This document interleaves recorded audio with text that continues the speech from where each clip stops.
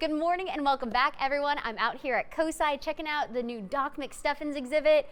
And Kelly, we've talked a lot about how excited we were that Doc McStuffins was coming, but who is Doc McStuffins? Great question. So this is one of our traveling exhibitions, Doc McStuffins here.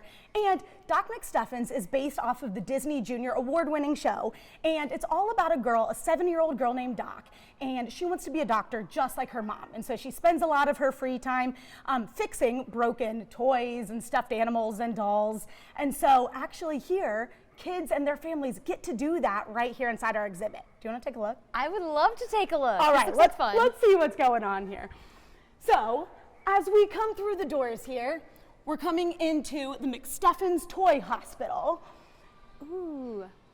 And the whole idea of this exhibit is that there are 4 different sections with lots of hands-on experiences.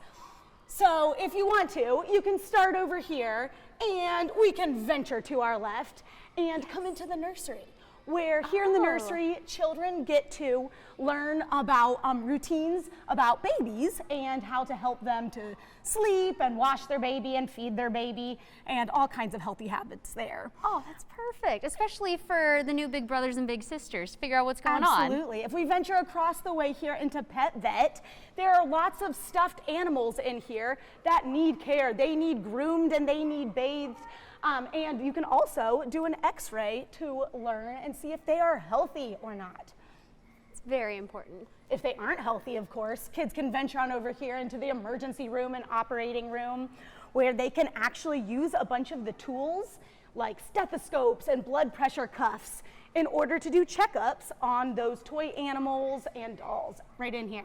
So they can actually take that role of the doctor themselves in here. I love that there are so many tools and so many animals ready to go so people can actually kind of get that hands-on experience. Oh yes, absolutely. So we have lots of hands-on activities as well as that imaginative play, which is perfect for those families with kiddos aged 2 through 6. And I love that before you go in the exhibit, you are able to see some local veterinarians featured. Yes. And I also hear that if people time it right, they can actually interact with an animal too. Yes, absolutely. So one of the awesome things is that every single day there are live animal encounters by our amazing education team right here in Doc McStuffins. And so you might see some of our animal collection, like we have snakes and chickens and rats. And one of my personal favorites right here is our blue-tongued skink. That is so cool. And we'll see if he sticks his tongue out again. Oh, but there is actually blue. There you can see how he gets his name of a blue-tongued skink. And so one of his cool features is that, so he's actually a reptile. And so much like a snake, they have scales.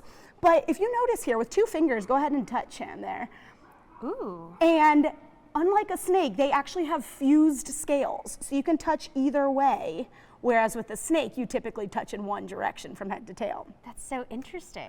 I've heard before, he kind of looks like an ear of corn. His coloring. He definitely feels a little bumpy like you'd expect an ear of corn to feel. So one other cool thing about blue-tongued skinks here is that, as you said, they have that blue tongue. And in nature, oftentimes that indicates that they are venomous. So it makes those predators, he is being antsy here today. Hi, bud. It makes those predators want to stay away. But he is actually not venomous, and he just uses that as a defense mechanism.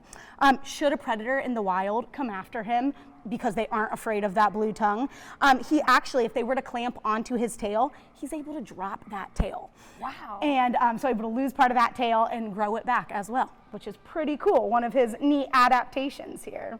That's awesome. And is this an animal that people could find in the wild in Ohio?